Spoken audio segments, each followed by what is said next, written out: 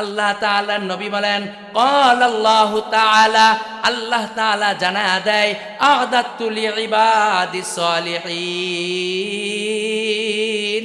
আমি আমার নেককার বান্দাদের জন্য প্রস্তুত করে রেখেছি এমন জান্নাত, মা লা আইনুন রাত, যেই জান্নাত কোনো চক্ষু দেখা নাই, ওয়ালা উযুনুন সামিআত, যেই জান্নাতের নাজ নিয়ামতের কথা, নাজ নিয়ামতের আওয়াজ কোনো কান দুনিয়াতে শুনে নাই, ওয়ালা খাতারা আলা কলবি বাশার, এবং দুনিয়ার ভিতরে এমন কোনো অন্তর নাই, এমন কোনো মাথা, এমন কোনো দেমাগ আমি মালিক দেই নাই, যেই দেমাগ দিয়া, যেই অন্তর দিয়া আমার জান্নাত সম্পর্কে মানুষ অনুধাবন করতে পারবে। जिस शख्स ने कुरान को सीने में बसाया, जिस शख्स ने कुरान को सीने में बसाया, फिरदौस मुअल्ला में मकान अपना बनाया, फिरदौस मुअल्ला में मकान अपना बनाया, जिस शख्स के औलाद हुई हाफिज कुरान, जिस शख्स के औलाद हुई हाफिज कुरान, माशर में मिलेगा उसे एक ताज दुर्खशान, माशर में मिलेगा उसे एक ताज दुर्खशान। চরপাড়াতলা মধ্যপাড়া নূর জামে মসজিদ ও যুব সমাজের উদ্যোগে সকল কবরবাসীদের রুহের মাগফিরাত কামনায় পঞ্চম বার্ষিক ওয়াজ ও দোয়া মাহফিলের সম্মানিত সদর, সম্মানিত সভাপতি হযরত মাওলানা মুফতি মাহমুদুল হাসান মামুন সাহেব, ইমাম চরপাড়াতলা ঈদগাহ মাঠ, সভাপতি মোহাম্মদ বাবুল মিয়া, সভাপতি চরপাড়াতলা নূর জামে মসজিদ। আজকের মাহফিলের সম্মানিত প্রধান বক্তা হযরতুল আল্লাম হযরত মাওলানা মুফতি উসমান গনি সাহেব, মুহতামিম দারুল কুরআন মাদানিয়া মাদ্রাসা বনশ্রী রামপুরা ঢাকা, এবং আজকের মাগরিবের পর থেকে এই পর্যন্ত যত হযরত উলামায়ে কেরামগণ আলোচনা করেছেন, এবং আজকের মাহফিলের সম্মানিত পরিচালক হযরত মাওলানা হাফেজ আবু সাঈদ সাহেব, সহকারী শিক্ষক তারাকান্দি ফাজিল মাদ্রাসা, এবং আপনারা দূর দূরান্ত থেকে যারা এসেছেন, পর্দার আলের মা বোনেরা, আমার সামনে উপবিষ্ট আমার বাবার বয়সী মুরব্বী বাবাজিরা, কলিজা টুকরা যুবক ভাইরা, মালিকের দরবারে শুকর আদায় করি, যেই মালিক আমাদেরকে এরকম ঠান্ডার ভিতরে গুনার মতো, যেই চতুর্দিকে গুনাহ হচ্ছে, গুনার সাইলাব, এমন এক সময় গুনাহমুক্ত এক পরিবেশে জমা হয়ে বসার যে তৌফিক দান করেছেন, সেই জন্যে মালিকের দরবারে শুকর আদায় করি, বলি আলহামদুলিল্লাহ। আমি যে আয়াতখানা তেলাওয়াত করেছি, এই আয়াতের ভিতরে আল্লাহ তাআলা বলেন, সূরাতুল কাহাফের ভিতরে আল্লাহ তাআলা বলেন, ইন্নাল্লাযীনা আমানু ওয়া আমিলুস সালিহাত, নিশ্চয় যারাই ঈমান আনছে এবং ঈমান আনয়ন করার পরে আমলে সালেহ করছে, কানাত লাহুম জান্নাতুল ফিরদাউসি নুজুলা, তাদের জন্য আমি মালিক জান্নাতের ভিতরে মেহমানদারির আয়োজন করেছি। কোন জান্নাত? যে জান্নাত জান্নাতের মাঝে সবচেয়ে দামি মর্যাদাপূর্ণ জান্নাত। আল্লাহ তাআলার নবী বলেন, যখন তোমরা আল্লাহ তাআলার কাছে জান্নাত চাবা, তখন তোমরা জান্নাতুল ফেরদাউস চেও। ওই জান্নাতুল ফেরদাউসের ভিতরে মেহমানদারির ব্যবস্থা করে রেখেছেন কাদের জন্যে? যারা ঈমান আনয়ন করেছে এবং আমলে সালেহ করেছে। এতটুকু বুঝছেন? আমার এই কথাটুকু বুঝছেন? আল্লাহ তাআলা কাদের জন্য জান্নাতুল ফেরদাউসে মেহমানদারির ব্যবস্থা করে রেখেছেন? যারা কি করেছে? ঈমান আনয়ন করেছে এবং কি করেছে? নেক আমল করছে। এতটুকু কথা বুঝছেন? আচ্ছা, আমরা কি ঈমানদার না বেঈমান? ঈমানদার। এখন ঈমান আনয়ন করার পরে আমরা কি নেক কাজ করি না করি না?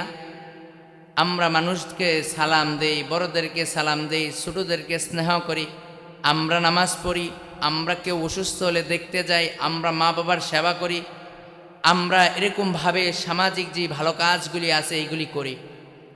আমলে সলেহ বলা হয় নেক কাজকে, ভালো কাজকে, যেই কাজ আল্লাহ তাআলার হুকুমের ভিতরে নবীর তরিকা অনুযায়ী হয়, এই ভালো কাজকেই আমলে সলেহ বলে। যেমন আমাদের দেশে বিভিন্ন সংস্থা আছে যারা ভালো কাজ করে, কিন্তু তারা বেদিন, তারা মুসলমান না, তাদের ভালো কাজটা কি আমলে সলেহ হবে? তাদের কাজটা আমলে সলেহ হবে না।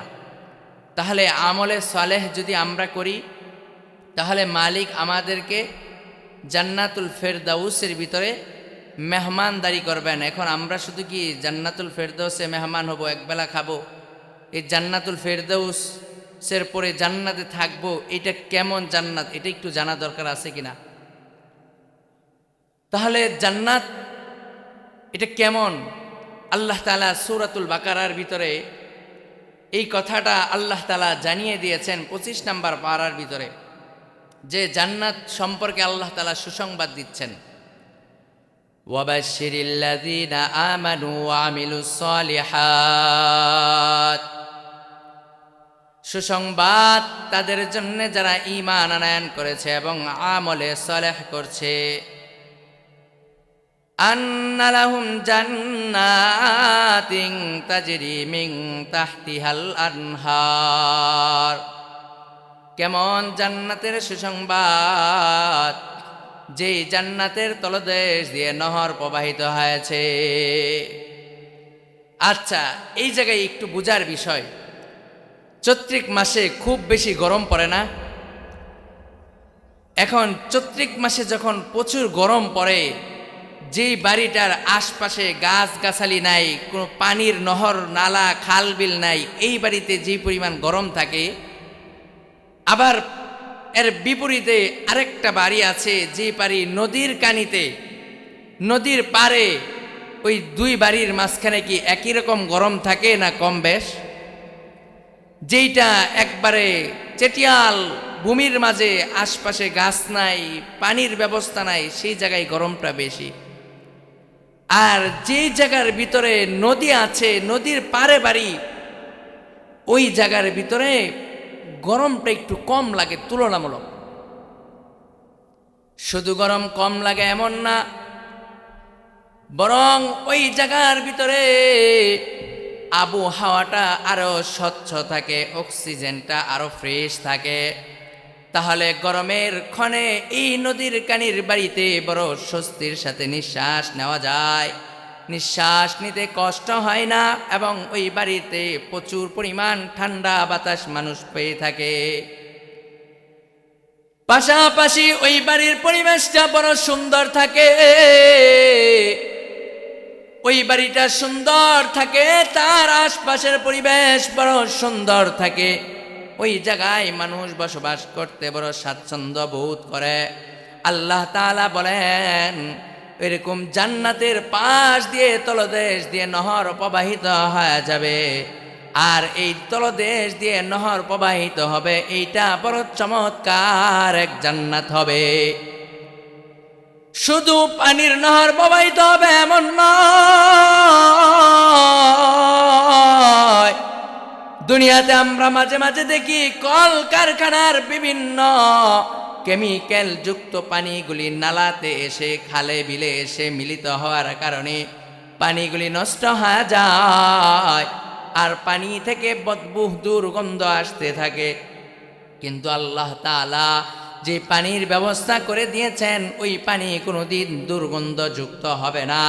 এবং আল্লাহ শুধু পানির নহর দিবেন না, বরং আল্লাহ তাআলা প্রধান প্রধান 4টা নহর জান্নাতীদেরকে দান করবেন।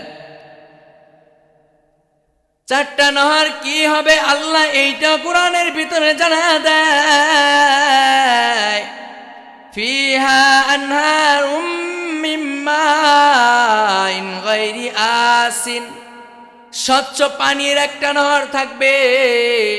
ওয়া আনহারুম মিনাল লাবান, এবং দুধের একটা নহর থাকবে, লাম ইয়াতাগায়্যার তা'মুহু, যার স্বাদ কখনো পরিবর্তন হয় না, ওয়ানহারুম মিন খামরিন, এবং এমন একটা শরাবের নহর থাকবে, মদের নহর থাকবে। আমাদের জন্য আল্লাহ দুনিয়াতে মদকে হারাম করেছেন, কিন্তু মদ পরকালে আল্লাহ তাআলা জান্নাতের ভিতরে দিবেন। কিন্তু ওই মদ খাওয়ার কারণে কোনো মানুষ মাতাল হবে না। দুনিয়াতে যেমন মদ খাওয়ার কারণে মানুষ মাতাল হয়ে যায়, মুরব্বি চিনে না, ছোট বুঝে না, বিবি চিনে না, মা বুঝে না, আত্মীয় স্বজনের পার্থক্য করতে পারে না। মাতলামির কারণে সে রাস্তার ভিতরে ঘুরে ঘুরে রাস্তার পাশে পড়ে থাকে। ওই কিয়ামতের ময়দানে জান্নাতে যাওয়ার পর আল্লাহ যেই মদের নহর দিবেন, ওইটা থেকে মদ পান করবে, কিন্তু ওই মদ দুনিয়ার মদের মতো নাপাক আর দুর্গন্ধযুক্ত থাকবে না। আল্লাহ তাআলা একটা পানির স্বচ্ছ নহর দিবেন এবং আরেকটা দুধের স্বচ্ছ নহর দিবেন, যার স্বাদ পরিবর্তন হবে না। আবার আল্লাহ একটা মদের শরাবের নহর দিবেন, যেইটা পান করার কারণে মানুষের ভিতরে মাতলামি আসবে না। আর আল্লাহ তাআলা আরেকটা নহর দিবেন, যেটা হলো মধুর নহর। আর মধুর নহর এইটারও স্বাদ পরিবর্তন হবে না। এমন প্রধান প্রধান আল্লাহ চারটা নহর মানুষদেরকে জান্নাতে দান করবেন। এই চার নহর কেমন থাকবে? তাফসিরের কিতাবের ভিতরে লেখে, আমার আপনার বাড়ির পাশ দিয়ে যে নহর গেছে, যে নদী খাল বিল গিয়েছে, আমি এই জায়গায় বসা, আমার বাড়ির পাশ দিয়ে নদী গেছে, যদি আমি ওই নদীতে সাঁতরাইতে চাই, ওই নদীর পানি আমি ব্যবহার করতে চাই, তাহলে আমাকে এই জায়গা থেকে উঠে নদীর পারে যেতে হবে। কিন্তু আল্লাহ জান্নাতের ভিতরে আমাকে আপনাকে যে নদী দিবেন, সেই নদীটা এমন নদী হবে যে সেই নদীটা আমার আপনার শাহাদাত আঙ্গুলির ইশারায় চলবে। কেমন ইশারায় চলবে? আমি আপনি এখানে বসে আছি, মধু খাইতে মন চাইছে, দুধ খাইতে মন চাইছে, স্বচ্ছ পানি খাইতে মন চাইছে, শরাব পান করতে মন চাইছে, বাস আমি আঙ্গুল দিয়ে ইশারা দিব, যেই নদীর ইশারা দিব সেই নদীর সাথে সাথে আমার সামনে দিয়ে রাস্তা হয়ে নদী হয়ে এসে এখান দিয়ে প্রবাহিত শুরু হবে, প্রবাহতার শুরু করে দিবে। তাহলে এমন জান্নাতের ভিতরে আল্লাহ নদী দিবেন, শুধু নদী দিবেন এই পর্যন্ত না, এটা তো আল্লাহ প্রাণীয় পদার্থ রাখলেন, যেইটা আমরা প্রাণ করব, তাহলে আমরা খাবো কি?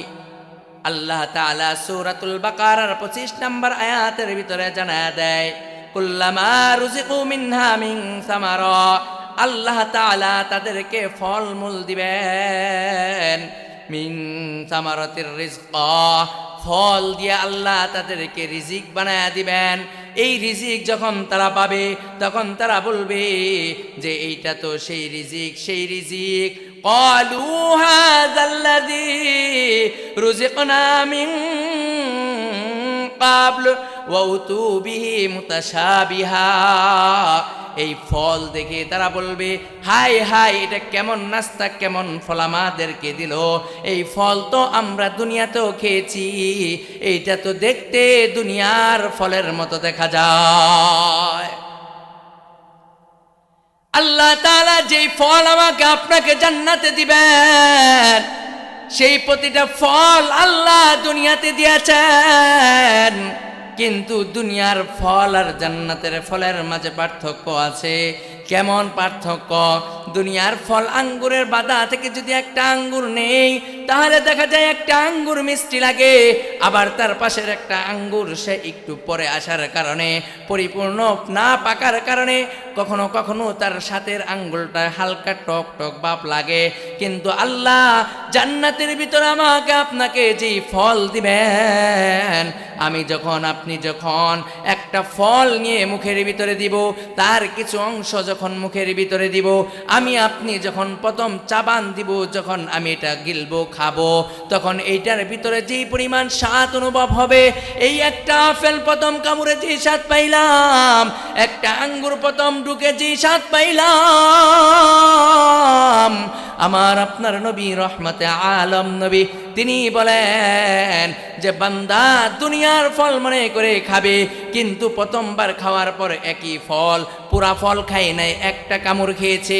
দ্বিতীয়বার যখন সে ফল মুখে নিবে তখন আশ্চর্যের বিষয় হলো সে দেখবে প্রথম কামড়ের বেলায় যে স্বাদ পেয়েছে তার থেকে ভিন্ন 70,000 গুণ বেশি স্বাদ তার কাছে অনুভব হচ্ছে। প্রথম ফলের স্বাদ, প্রথম কামড়ের স্বাদ যা পাবে, দ্বিতীয় ফল, দ্বিতীয় কামড়ের স্বাদের বেলায় তার 70 গুণ বেড়ে যাবে, এমন ফল আল্লাহ দিবে। এখন এইখানে মুহাদ্দিসগণ বলেন কেন আল্লাহ তাআলা দুনিয়াতে আমাকে আপনাকে ফল দিলেন, কেন দুনিয়ার মতো ফল আমাকে আপনাকে দিবেন? কারণ এতে একটা উদাহরণ দিলে আমার আপনার বোঝা সহজ হবে যে আমি আপনি একটা বিয়ের অনুষ্ঠানে গেলাম, অনুষ্ঠানে যাওয়ার পর এমন খাবার আনছে যেই খাবার আমি আপনি জীবনে খাই নাই, যে খাবার আমি দেখি নাই। এখন এই খাবার খেতে গেলে আমি একটু সংকোচ বোধ করব যে আমি মানুষের সামনে খাইতে যা, তারপর যদি আমি না খেতে পারি মানুষ আমাকে অপছন্দ করবে, মানুষ মনে মনে বলবে জীবনে খাইতে জানে না, খায় নাই, আজকে সে মাগ না পায়া সে খাবারের জন্য হাঁপায়া পড়ছে। আমরা এটা সাধারণত বলি না যে একটা কথা আছে, বাঙালি মাগ না পাইলে আলকাতরাও খা। তা এই কারণে এরকম হতে পারে। তো কিয়ামতের দিন যদি আল্লাহ তাআলা জান্নাতীদেরকে জান্নাতে খাবার দেয় আর সে যদি চিন্তা করে যে আমি এটা যে খাবো আমি তো জীবনে খাই নাই। একটা মজার কাহিনী মনে পড়ে গেল যে এক লোক সে চিড়িয়াখানাতে গেছে, চিড়িয়াখানাতে যায় সে বান্দরকে একটা ফল দিচ্ছে। এখন ফল দেওয়ার পরে বান্দর, এই বানর ফলটা সে আগে মুখে না দিয়ে সে তার পেছনের দিকে দেয়। এখন সেই ভদ্র শিক্ষিত মানুষ সে দেখলো যে বানরকে আমি একটা ফল দিলাম খাওয়ার জন্যে, আর সে এই ফলটা মুখে দিবে না দিয়ে সে তার পেছনের দিকে দেয়, কারণ কি? তার মনটা বড় খারাপ হয়ে গেল। তারপরে সে ওই চিড়িয়াখানার যে জায়গায় বানরকে রাখা হয়েছে সেই জায়গার ম্যানেজার দায়িত্বরত যে আছে তাকে ডাকছে। ডাইকা বলে আমি বানরকে একটা ফল দিলাম খাবারের জন্যে, সেই আপনার বানর এত অসভ্য যে সে খাবারটা মুখে না দিয়ে পেছনের দিকে দেয়। তখন ওই দায়িত্বরত মানুষ বলতেছে যে এটার একটা গল্প আছে, এটার বড় একটা আশ্চর্য ঘটনা আছে, যার কারণে এই বানরটা মুখে দেওয়ার আগে পেছনের দিকে দেয়। কারণটা কি? বলে একবার আপনার মতো এরকম টাই কুট শুট পরা একজন ভদ্র মানুষ আসছিল, সেও এরকম বানরকে একটা খাবার দিয়েছিল।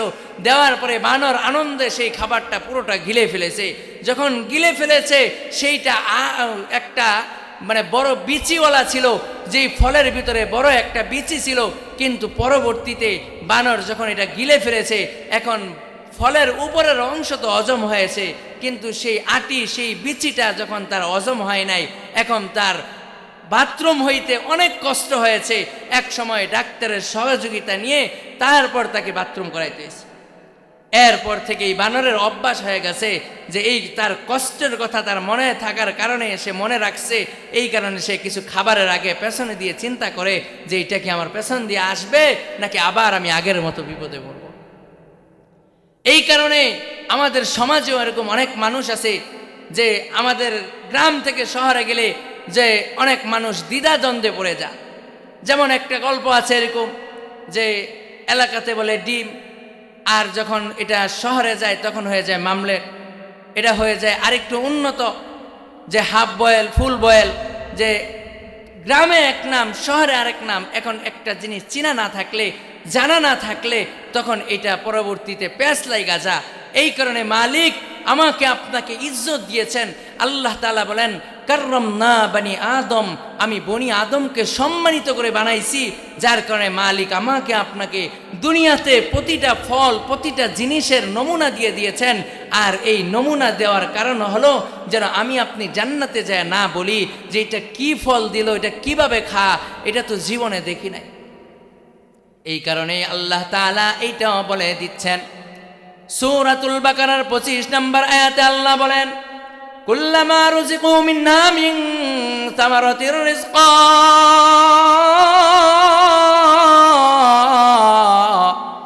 আমি আল্লাহ তাদেরকে ফল দ্বারা রিজিক প্রদান করব। আর যখন ফল দ্বারা রিজিক দিব তখন তারাও আবার বলবে, কি বলবে? আল্লাহ এটা জানা দেয়, ক্বালু হাযাল্লাযী রুযিকনা মিন ক্বাবলু ওয়া উতু বিহি মুতাশাবিহা, যে এইটা তো ওই ফল দিয়েছেন যা ইতিপূর্বে আমরা দুনিয়াতে খেয়েছি। কিন্তু মুহাদ্দিসগণ বলেন এই ফল খেয়েছে, কিন্তু দুনিয়ার ফল আর জান্নাতের ফলের ভিতরে অনেক ব্যবধান থাকবে। এখন আল্লাহ তাআলা আমাকে আপনাকে পানীয় সামগ্রী দিলেন, ফল দ্বারা আমার আপনার রিজিক আল্লাহ তাআলা জান্নাতের ভিতরে দিলেন।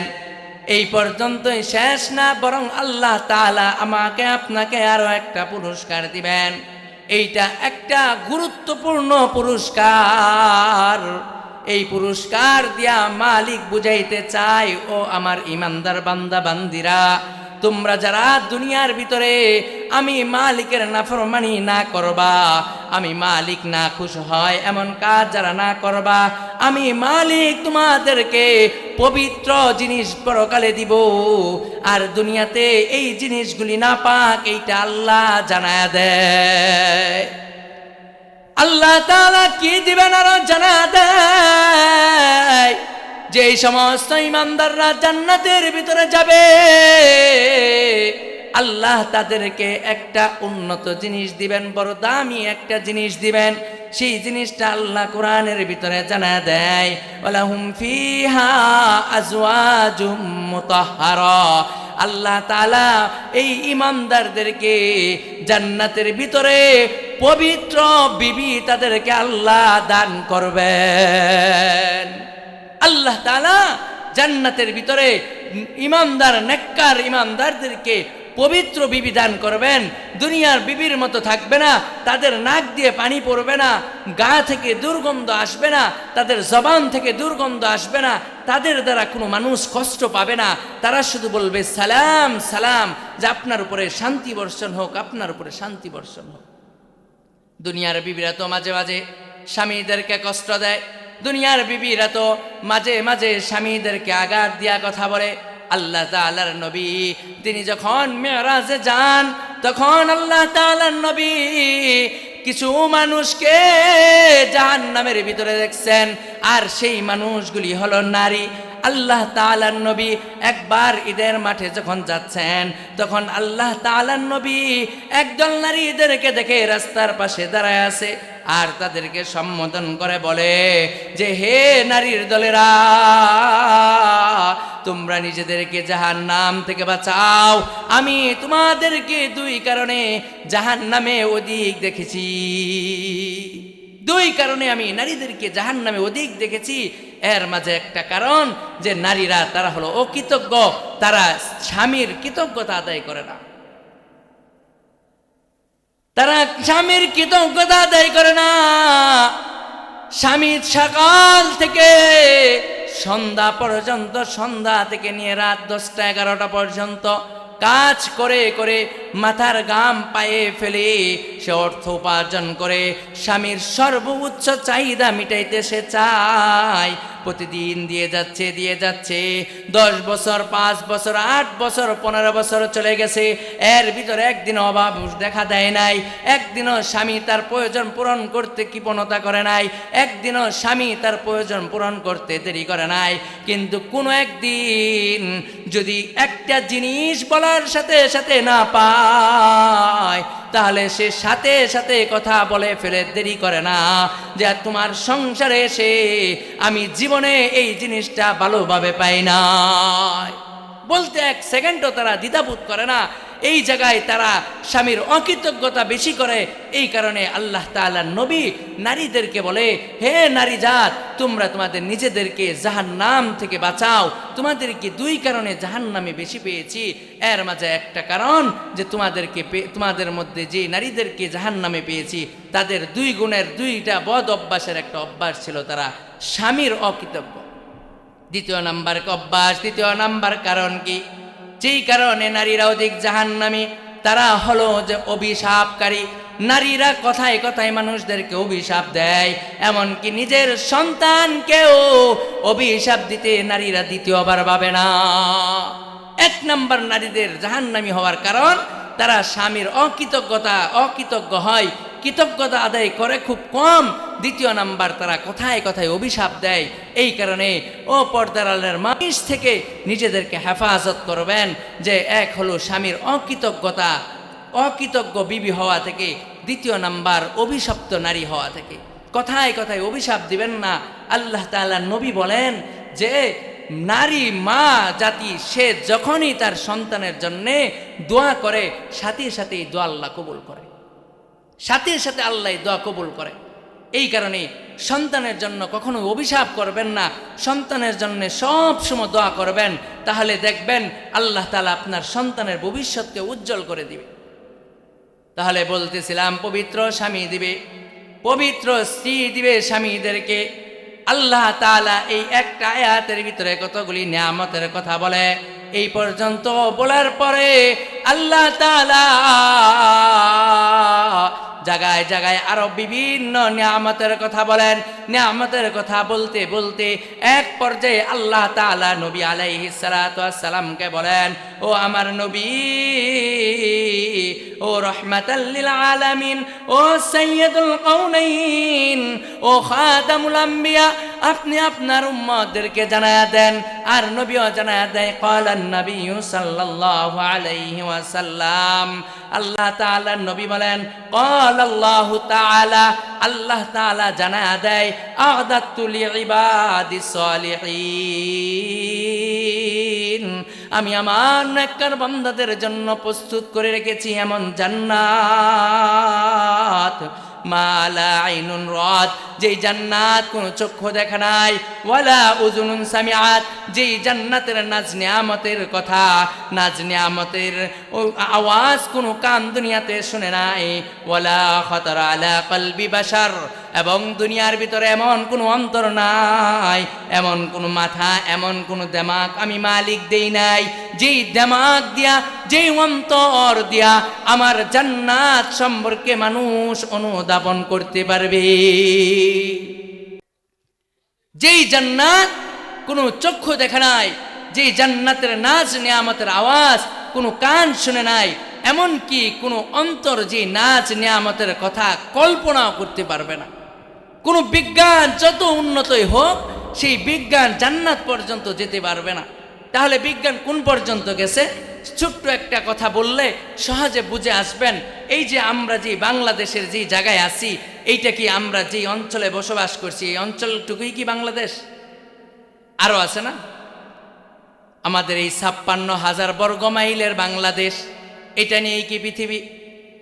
এই 56,000 বর্গ মাইলের বাংলাদেশ, যেইটুকু এরিয়া নিয়ে বাংলাদেশ, এর তুলনায় 19 গুণ বড় হলো ইন্ডিয়া, এর থেকে আরো বড় রাশিয়া, কানাডা, এরকম আরো বহু রাষ্ট্র আছে। এই সমস্ত রাষ্ট্র দেশগুলি মিলে হচ্ছে পৃথিবী নামক ভূখণ্ড। আর এই পৃথিবী বিজ্ঞান আবিষ্কার করে পৃথিবীর 4 ভাগের 3 ভাগ পানি আর 1 ভাগ মাটি। পৃথিবীর 3 ভাগের 4 ভাগের 3 ভাগ হচ্ছে পানি, 1 ভাগ হচ্ছে মাটি। এইটা কি আমরা সকলেই এই পৃথিবী 4 ভাগের 1 ভাগ মাটি, অল্প মাটি, 3 ভাগই হলো পানি, এই পুরো পৃথিবীকে আমরা কি ঘুরে সারতে পারছি? বিজ্ঞান আবিষ্কার করেছে এই যে পৃথিবী যত বড়, এই পৃথিবী থেকে সূর্য 13 লক্ষ গুণ বড়। কয় গুণ বড়? বাংলাদেশের থেকে ইন্ডিয়া কত গুণ বড়? 19 গুণ। আর পৃথিবী থেকে সূর্য বড় 13 লক্ষ গুণ বড়। এই পর্যন্ত বিজ্ঞান গেছে। বিজ্ঞান যায় আরো আবিষ্কার করে, আরো গবেষণা করে, করতে করতে বিজ্ঞান আরো উপরে গেছে। উপরে যাওয়ার পরে সে যায় এরকম সূর্যের থেকে বড় পাইছে তারা। এই তারা কেমন বড়? বেটেলজুস নামক একটা তারা তারা আবিষ্কার করছে, তার এরিয়া তারা নির্ণয় করছে, যেইটা সূর্যের থেকে, সূর্য তো হলো পৃথিবী থেকে 13 লক্ষ গুণ বড়, কিন্তু ওই সূর্য থেকে ওই বেটেলজুস নামক যে তারা, এই তারার বড়ত্ব, এটার এরিয়া এত বেশি যে এইটা 13 লক্ষের মাঝে নাই, এখন এটা কোটিতে চলে গেছে। বিজ্ঞান বলে সূর্য থেকে 33 কোটি গুণ বড় হলো বেটেলজুস তারা। মানে এরকম সূর্যকে ৩৩ কোটি সূর্যকে এই তারকার ভিতরে জায়গা দেওয়া যাবে। এখানেই কি শেষ? বিজ্ঞান আরো আবিষ্কার করলো গ্যালাক্সি। আমরা যেমন অঞ্চল, আমরা বলি ইউনিয়ন, একটা থানা থাকে, থানা কেন্দ্রিক কতগুলি ইউনিয়ন থাকে, ইউনিয়ন কেন্দ্রিক কতগুলি ওয়ার্ড থাকে, আবার কোনো ওয়ার্ড বড় হলে 2টা 3টা গ্রাম মিলে হয়।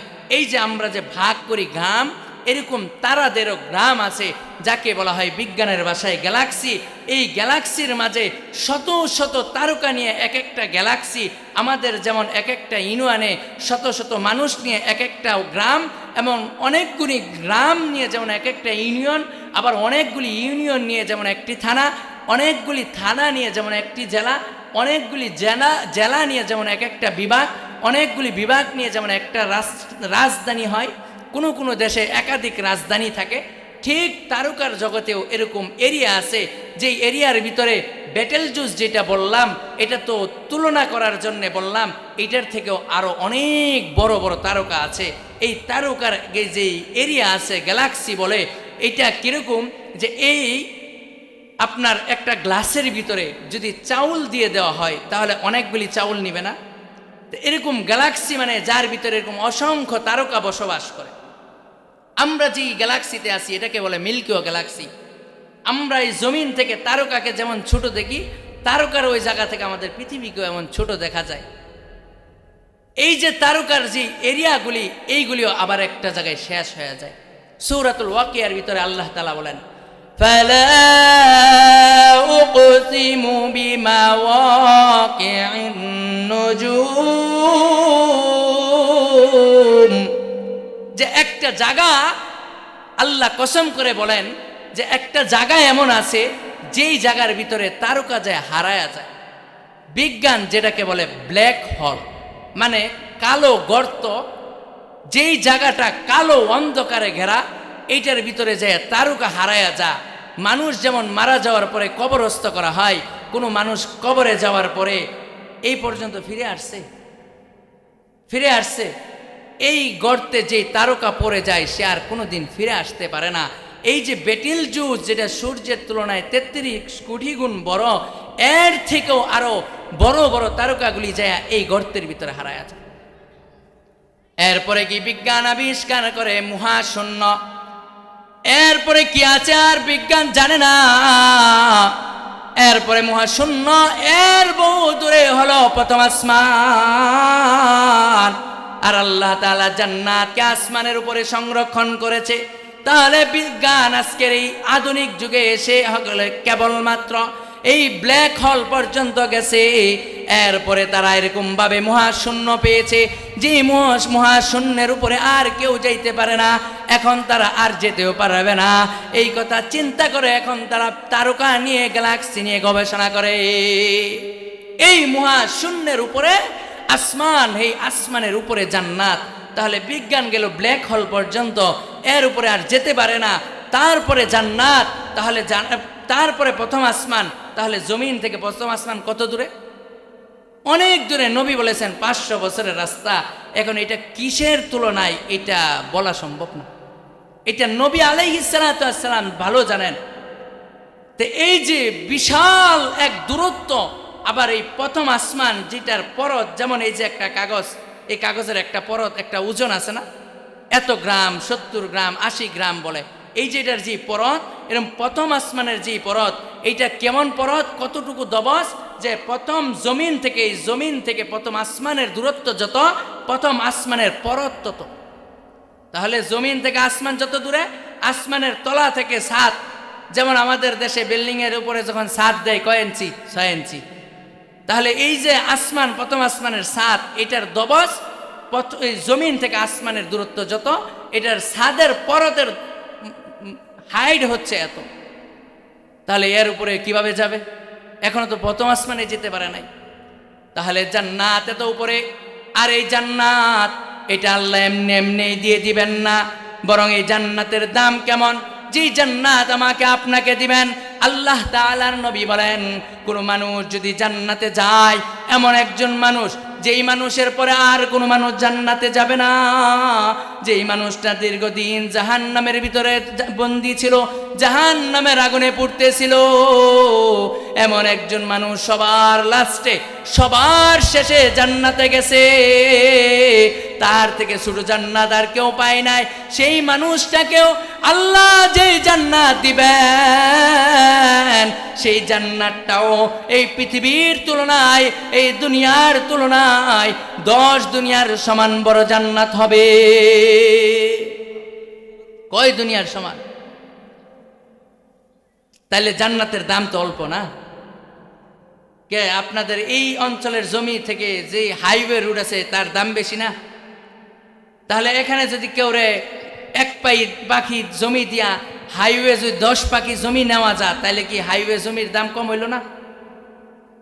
তাহলে যেই মানুষটাকে সবচেয়ে ছোট জান্নাত দিবে, আমার আপনার হায়াত এই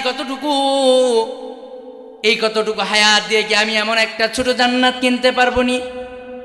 নবী আলাইহিস সালাতু ওয়াস সালাম আমাদেরকে জানায় দেয়, মাউজিউন সাউতিন ফিল জান্নাতি খায়রুম মিনাদ দুনিয়া মা ফিহা। যে জান্নাতের ভিতরে যদি কোনো মানুষ একটা লাঠি রাখে, জান্নাতের ভিতরে যদি একটা বেত রাখে, একটা লাকড়ি পরিমাণ যদি কোনো মানুষ রাখে, আপনার আমার এলাকায় যদি কোনো মানুষ বলে যে আপনার বাড়ির পাশে একটা লাকড়ি রাখবো, একটা বেত, একটা চাবুক রাখবো, এতটুকু চাবুক রাখার সমান জায়গা আমার কাছে বিক্রি করেন, তাহলে আমি আপনি সেই মানুষটাকে কি বুদ্ধিমান বলবো না পাগল বলবো? একজন মানুষ এসে বলল যে আপনার বাড়ির পাশে আমাকে একটা বেত, একটা লাঠি, বা একটা যে আপনাদের এলাকায় হাল চাষ করে গরু দিয়ে, এটার কি বলে, শলা, গরু হাল চাষ করলে একটা লাঠি থাকে না? এখন যদি কেউ দেখা গেছে আপনার তার বাড়ি থেকে জমি অনেক দূরে, এই জমির পাশে আপনার বাড়ি, বলল যে আমার আলের ফলাটা রাখার জন্য, লাঠিটা রাখার জন্য আপনার কাছ থেকে জমি কিনতে চাই, এই যে আপনার উঠানে আপনার বাড়ির পাশে আমার লাঠিটা রাখবো, এই লাঠিটা রাখতে যতটুকু জায়গা লাগে এতটুকুর জায়গার দাম আপনি বলেন, আমি দিব। তখন এই মানুষের কথা শুনে আমরা সকলে হাসবো না? একটা লাঠি রাখার জায়গা, এটার কয় টাকা দাম হবে? আমার কথা বুঝতেছেন? কয় টাকা দাম হবে? আপনাকে যদি বলে 500 টাকা, 1000 টাকা, আপনি বলবেন আরে আপনি একটা লাঠি রাখবেন, এটার জন্য কি আবার জায়গা কিনা লাগে? রাখেন। কিন্তু আল্লাহ তাআলার নবী জানায়া দেয়, ও দুনিয়ার উম্মতেরা, মালিক তোমারে যে জান্নাত দিবে, এই জান্নাত কেমন দামি জান্নাত জাননি? সেই জান্নাতের ভিতরে সাউতিন যদি একটি চাবুক তুমি রাখো, একটা বেত, একটা লাকড়ি, একটা যদি হালের ফলা রাখতে যাও, যে পরিমাণ জায়গা নিবে, জান্নাতের এতটুকু জায়গার দাম কেমন? আল্লাহ তাআলার নবী বলেন, খায়রুম মিনাদ দুনিয়া ওয়া মা ফিহা।